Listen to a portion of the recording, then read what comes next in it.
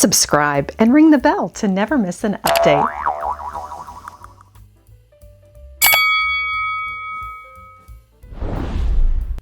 Hello everyone! Today on Lady Mary Beth, I'm taking you inside the estate sale of a prominent Houston family. Some incredible finds with antique furnishings, art, jewelry, china, crystal, silver, and museum-worthy finds. Join me.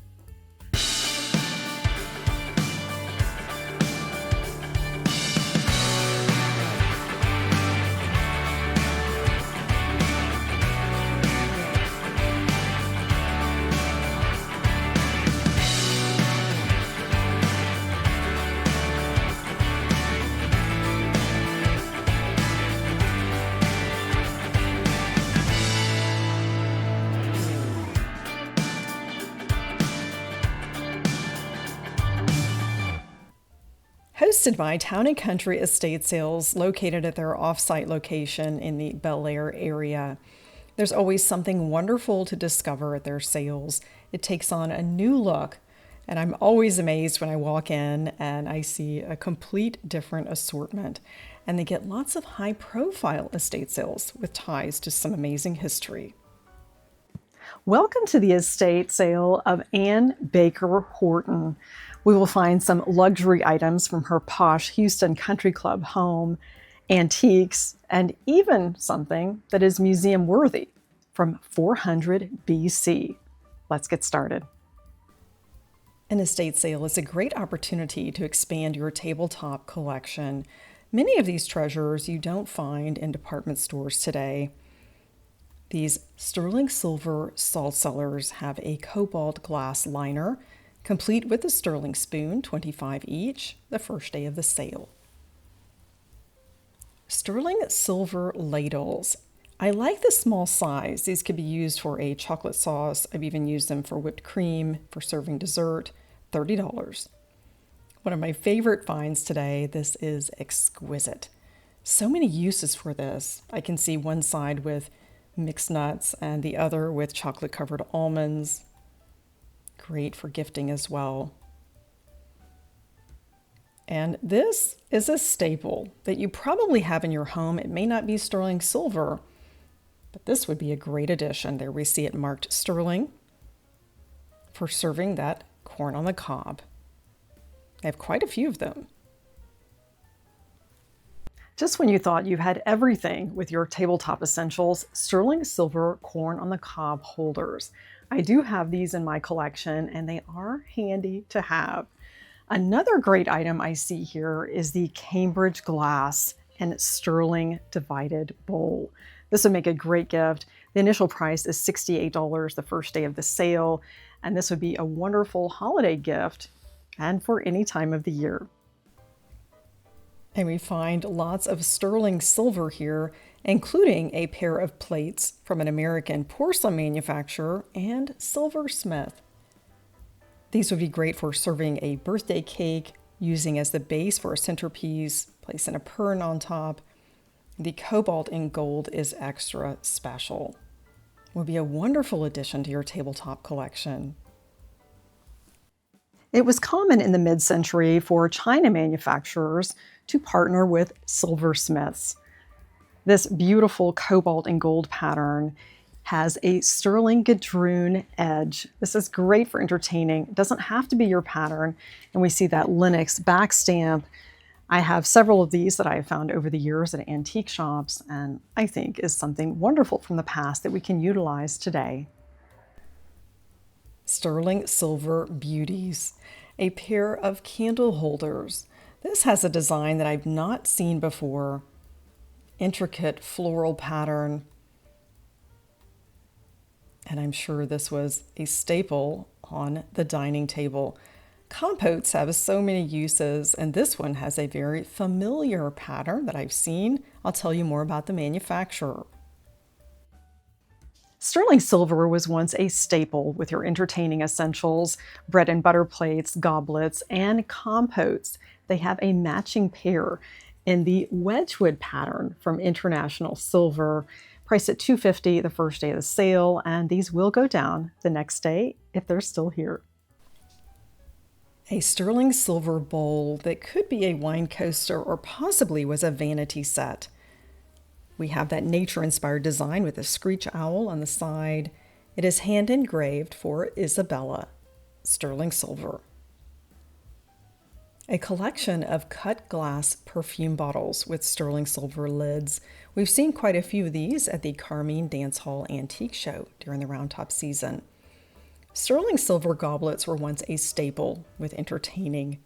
I find that when I'm out thrifting, I sometimes see the same customers that purchase lots of the sterling pieces, and unfortunately they melt these. That's how they make their money. They don't resell them.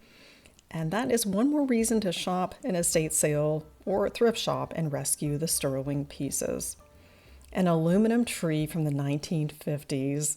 My grandmother had one of these. They are sought after today. This one is priced at $400 the first day of the sale. And it has an interesting history that I will share with you, and a beautiful needlepoint tree skirt.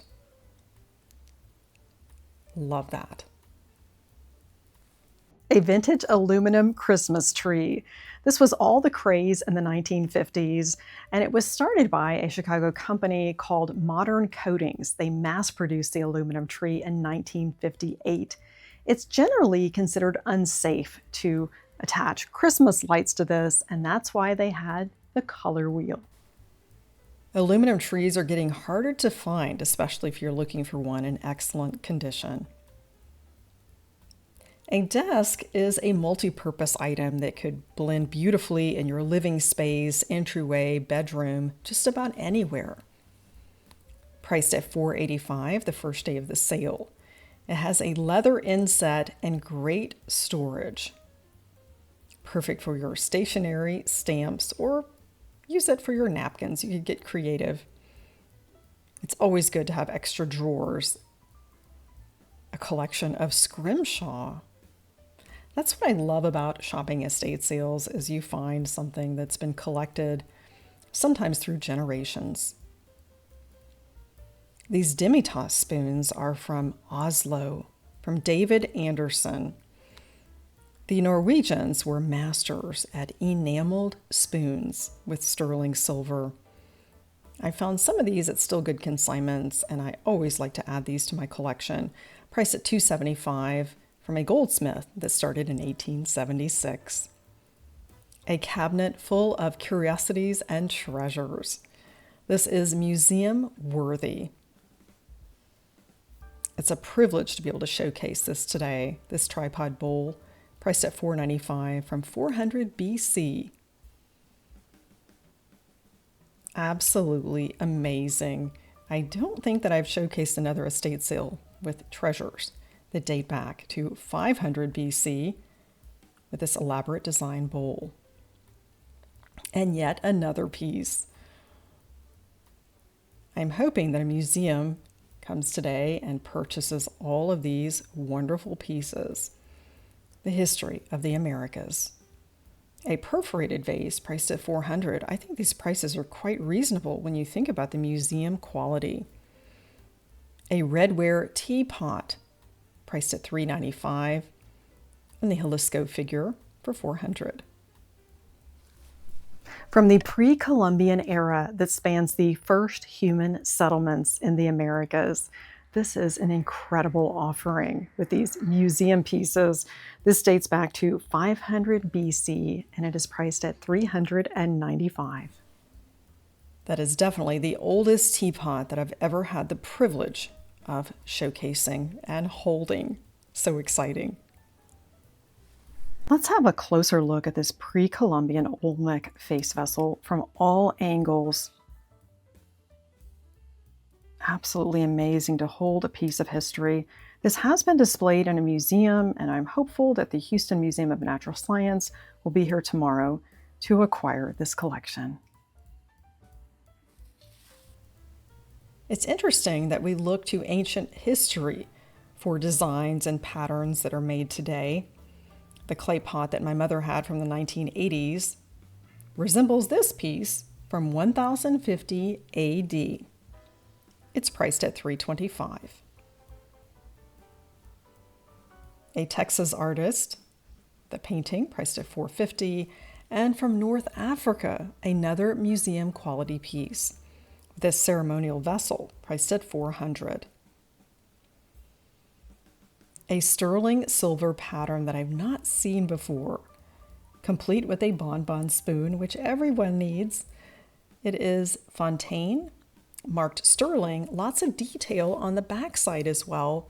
I find it interesting that this is not monogrammed, which makes it easier for the buyer. A wonderful addition. And demi-tasse spoons. And there is much more to discover in these cases. Can't wait to tell you more about these claret jugs with some interesting history. Some exquisite finds in this case with a pair of sterling silver and glass claret jugs. These are made by a famous Paris silversmith, Victor Boivin. I will tell you more about his style. Victor Boivin was a leading Paris silversmith at the end of the 19th century. This pair is from about 1880, and I see these on the secondary market for $10,000. $6,000 for the pair. First day of the sale is a fair price for the collector. He is known for encasing these claret jugs in intricate sterling, sometimes pierced designs. These are exquisite and would have been an entertaining essential in homes of the day. It's nice to find a matching pair. These could be displayed on a sideboard or in a cabinet. These look to be baccarat, beautiful amber. And we find more sterling with a tray and tea set. And this one has been monogrammed, which is to be expected of the era, and rich detailing. And we are also finding some fabulous jewelry here at this estate sale. And some brands you may recognize. Louis Tenenbaum is a Houston estate jeweler located in the Houston Galleria area. And these earrings are incredible. I'm sure they've been to some society events with this prominent family.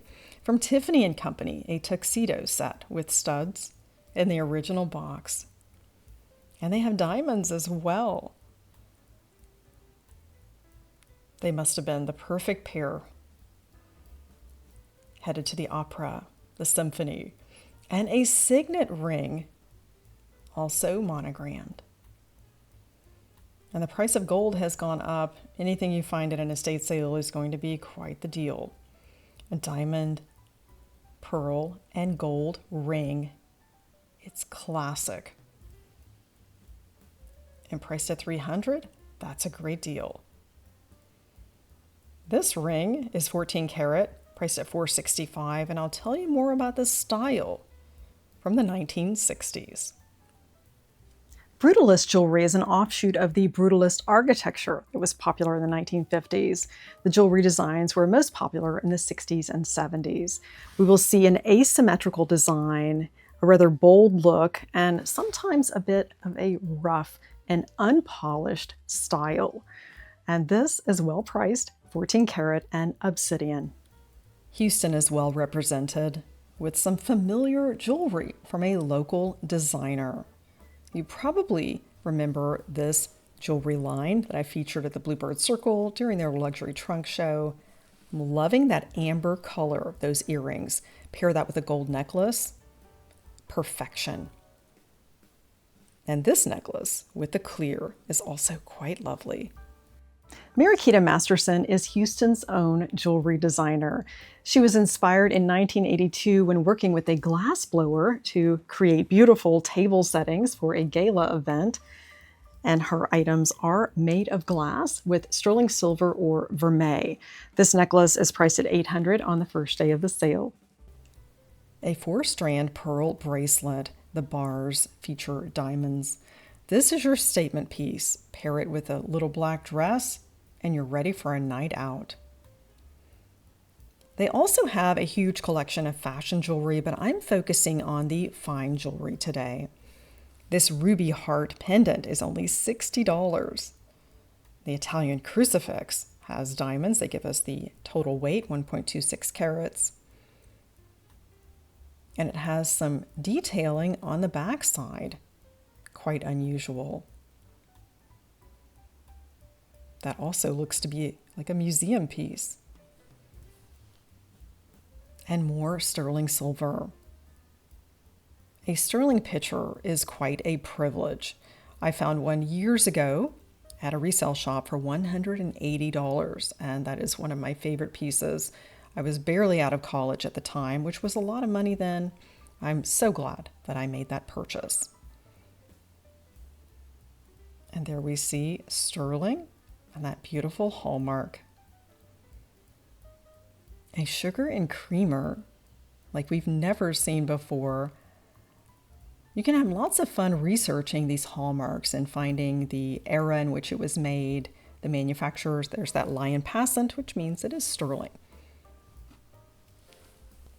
And more creamer and sugar sets. And that is a sign that the lady of the house did lots of entertaining, probably hosted teas. Oyster plates are highly collectible. And these date back to when oysters on the half shell were served at society dinners. A lot of these were made in Austria, Germany, France. Priced at $75 each. You'll notice these are all different designs. This one has a beautiful back stamp from Austria. And there were also sterling oyster forks that were made for this delicacy. And many folks use these as wall hangings. Highly collectible oyster plates. These were popular in Victorian society from about 1810 to 1870 when they served oysters, which represented wealth and worldliness. We saw lots of Limoges and other porcelain manufacturers create these beautiful oyster plates. Nothing says 1960s like a needlepoint card table cover in orange. And it's well priced. Some beautiful dishes here with the porcelain double-handed soup bowls. These are often referred to as cream soups. You'll notice the gilt handles. We'll have to have a look at the back stamp and learn more about these. Haviland, France. And we also see more information on that back stamp. I'll tell you more about it. If we look at the back stamp, we see lots of information, including the importer or department store.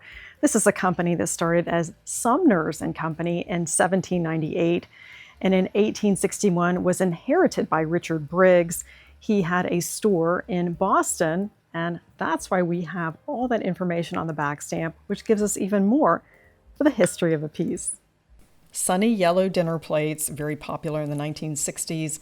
These are well priced at $22.50 each with that gilt design, and they're from Wedgwood, made in England, with a much older back stamp. This dessert set is incredible with a cake stand, plateaus, and dessert plates. Looks to be made in Germany or Austria, priced at $195 for 15 pieces. That's a great deal. These claret jugs are plentiful. I invite you to join our Facebook group page, Lady Mary Beth's Table, where one of our friends, Laura, collects these claret jugs in South Texas, and she shops in Houston for quite a few. This one is etched and gorgeous with the grape leaves. So many treasures here. Another dessert set and an epergne. This would grace any table. Absolutely incredible. With the cut glass and silver plate. You could use this for food items, for a floral display. We saw a lot of this style in the Gilded Age, priced at $750. And another collection of glass that you've seen at some of our favorite antique consignment and thrift. I'll tell you more about the history of Sabino. Opalescent Art Deco styling with a Sabino glass collection. This was made by a Sicilian artist who immigrated to France and in 1925 developed his opalescent glass formula. He was known for figurines, vases, and light fixtures. Sabino glass has the maker's mark incorporated into the mold, and on this dish we see it on top, Sabino Paris. Let's have another look at this game top table. The corners fold in. You could store it easily under a bed and place it on any table for game night. Well priced at $85 for a piece of 1960s fun. One of my favorite tabletop essentials, the Party Perfect punch set. This one looks to be quadruplate. And I can see this used in so many ways. You could even chill wine bottles. Priced at $2.95, that is an excellent price. The silver punch bowl is an elegant, entertaining essential. In many ways, we can incorporate this into our home decor. This could be a centerpiece filled with ornaments. It actually originated in 1680 in England, intended for chilling wine glasses. I would date this punch set probably late 1800s or turn of the century with that gilt lining. Shiny Brite ornaments are highly collectible, and they have quite a few original ones here. The company was later purchased and revived by Christopher Radko. And a great opportunity to find some authentic Shiny Brites. Linens are wonderful to acquire at estate sales. They are well cared for. And some of these are in brand new packages, priced at $32. These 100% pure linen cocktail napkins. Absolutely amazing. And I'm imagining some of the silver pieces we've seen and also the dishes, the épergne, have been featured on tables with these linens. This is like going to Belgium. Excellent quality. An estate sale is a great way to build your tabletop collection with some carefully curated items to add interest to your entertaining. This linen table runner is a great addition, and we also see silver plate and fine china. Another punch set. This is a bit newer than the other, but it's still from 1952, presented to Frank Watts, president of the Kiwanis Club of Houston. Priced at $3.75. Complete with 12 cups, and the ladle is priced separately at $38. That's a great find. I would take that one home in a heartbeat. Lots more silver. Definitely a different style of entertaining in those days, but I'm seeing a revival of this. Some pieces that you just don't find anymore. We've seen some of these at the Carmine Dance Hall Antique Show for meat, chafing dishes, and a Lenox pattern that is perfect for the fall season and quite popular in the mid-century.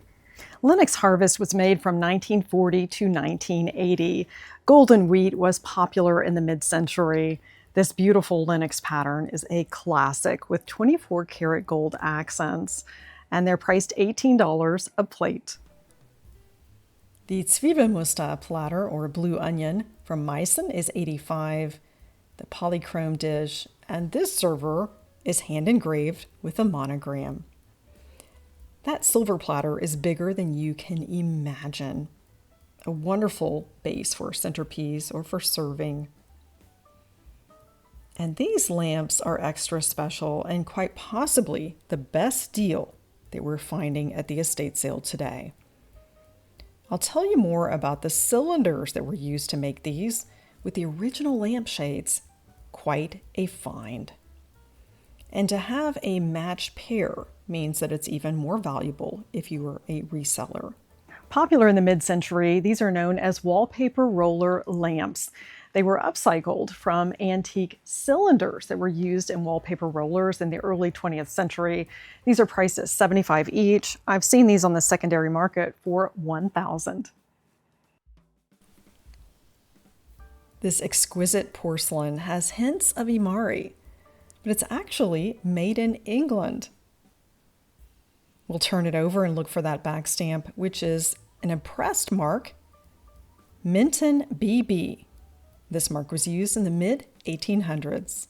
An antique flow blue pattern from Minton. Lyre was made from 1869 to 1878. This is a true antique, and they're $24 each. This would be an incredible collection. It's unusual to find such a large collection of this antique Minton pattern. Another reason to shop an estate sale. We will see a beautiful collection of Imari. I will share some of the history with you. It was actually brought to Japan in the 1590s by Korean potters, though they rarely get the credit for it. Imari is Japanese porcelain that originated in the town of Arita, Japan in 1618, with a nearby quarry rich in kaolin, the essential ingredient for creating the porcelain. It was exported to the West through the port of Imari, and that's how it gets its name, Imari porcelain.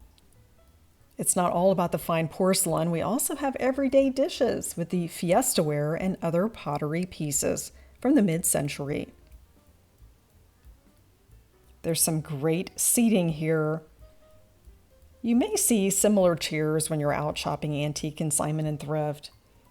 And this one actually has an interesting history.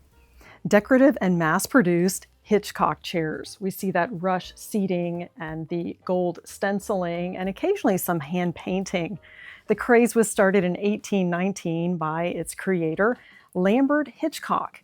He first made these in Connecticut. They were easy to assemble and very affordable to produce and became widely popular. A pair of chairs seems to be more desirable when you're looking to balance your space, and that's one other thing to consider when you're estate sale shopping. Quite a few Asian influences here, not only with this bamboo cabinet, but also some of the artwork. I find that adds a lot of interest to an interior space if you have some different influences. This bamboo cabinet could house a great collection, priced at $150.